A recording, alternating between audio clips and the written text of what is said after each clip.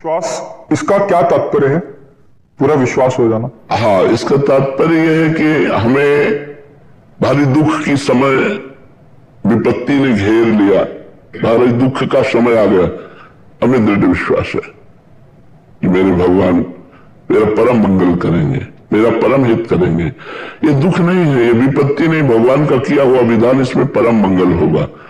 जैसे एक श्री राम नाम के भगत थे, श्री राम नाम था उनका, वो भगवान के परम भक्त थे और निष्काम भक्त थे। उनको पहले एक राज कर्मचारी के यहां नौकरी मिली, उनकी निष्कामता देखकर मंत्री जी ने अपने पास रख लिया और निष्कामता और प्रवीणता देखी तो बादशाह के सामने पेश कर दिया। तो बादशाह ने उनको निष्कामता के कारण ही खजांची बना दिया।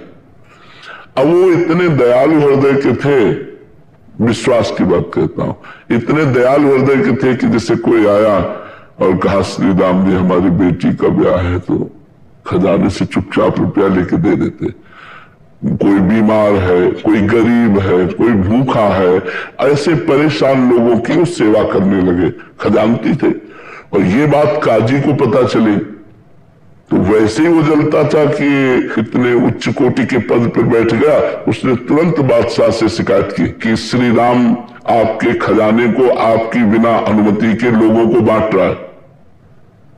उनको बुलाया गया तो अब झूठ तो बोलेंगे नहीं, तो उनका हुजूर हम किसी को दुखी नहीं देख सकते, इसलिए तुमको अनुमति लेनी चाहिए। बात तो सही है, अनुमति लेनी चाहिए, तो आप अपराधी हो ना, अनुमति तो नहीं ली।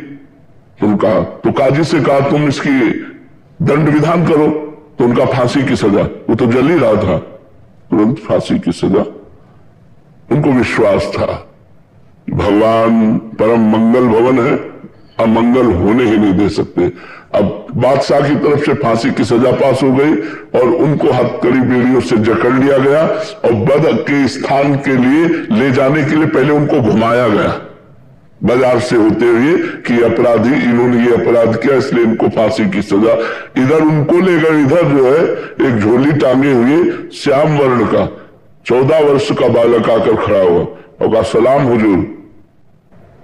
देखा तो देखते ही आश्चर्यचकित हो गए, इतना सुंदर रूप। बोले कौन हो? तो बोले मैं श्री राम का नौकर हूं। कैसे आए हो?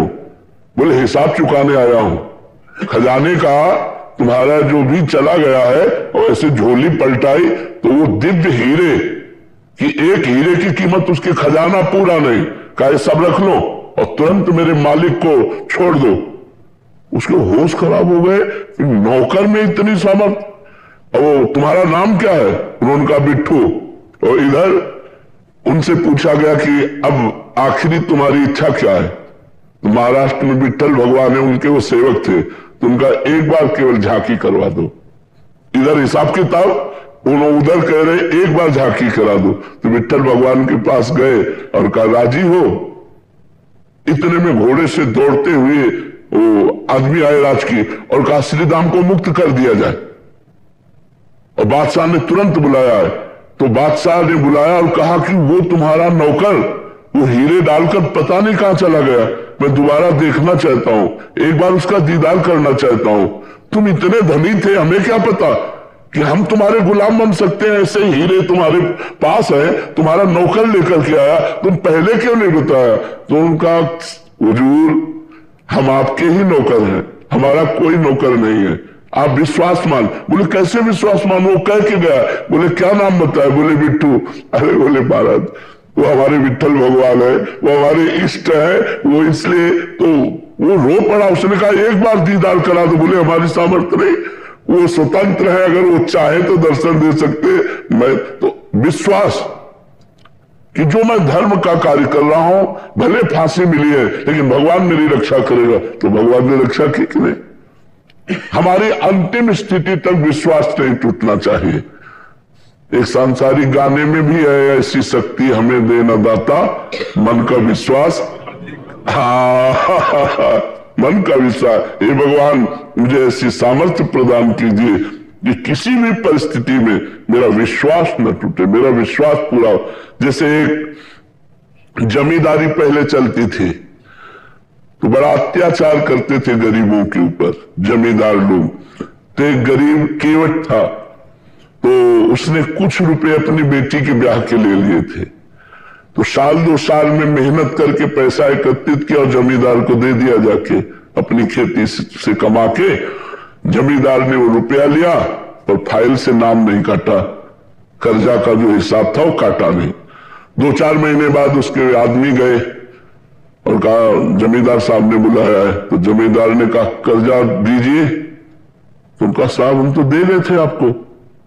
अरे बोले व्यर्थ की बात करते हो, हमारी कॉपी में वैसे लिखा अभी कटा नहीं। बोले अब ना काटो तो आपकी बात वैसे तो हम दे गए थे। अब वो जमींदार अपने हठ में और अपने हठ में, तो जमींदार ने रिपोर्ट कर दी और वो मुकदमा पहुंचा। जमींदार ने रजिस्टर पेश किया पूरा जो कहते। अब वो गरीब आदमी उसने कहा साहब हमने दे दिया है। तो बोले गवाही? तो उनका रघुनाथ जी अर्थात भगवान राम, तो उनका रघुनाथ जी। तो बोले अगली पेशी में रघुनाथ को लिवा के लाना। उसने कहा हाँ ठीक है। एकांत में गया और रोया कि हम गरीब आदमी हैं और हमारे परिवार का पोषण उसी खेती से होता है।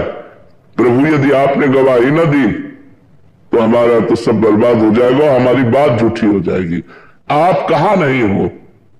जिस समय वो पैसा दिया था उस समय आप थे, क्योंकि आप सर्वत्र हैं तो आप उस जगह भी थे, इसलिए आपको गवाही देनी पड़ेगी।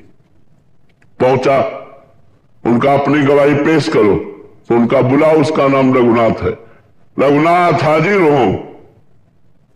लाठी टेकते हुए आए और जमींदार से कहा 100 का नोट हो, 200 का नोट हो, इतने सोने के सिक्का उस जगह तुम्हारे रखे, वो इसी के तो दिए हुए हैं, हमने देखा।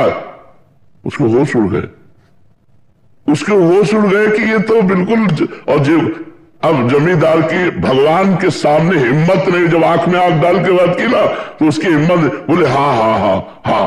तो 420 में जमींदार के ऊपर दंड जुर्माना लगा और वो छोड़। विश्वास कि भगवान है मेरी रक्षा करेंगे, भगवान है मेरा सहयोग करेंगे। दृढ़ विश्वास, किसी भी स्थिति में विश्वास ना टलने पावे, ऐसी शक्ति हमें दे न दाता। मन का विश्वास कमजोर होना, हर स्थिति में भगवत विश्वास बना।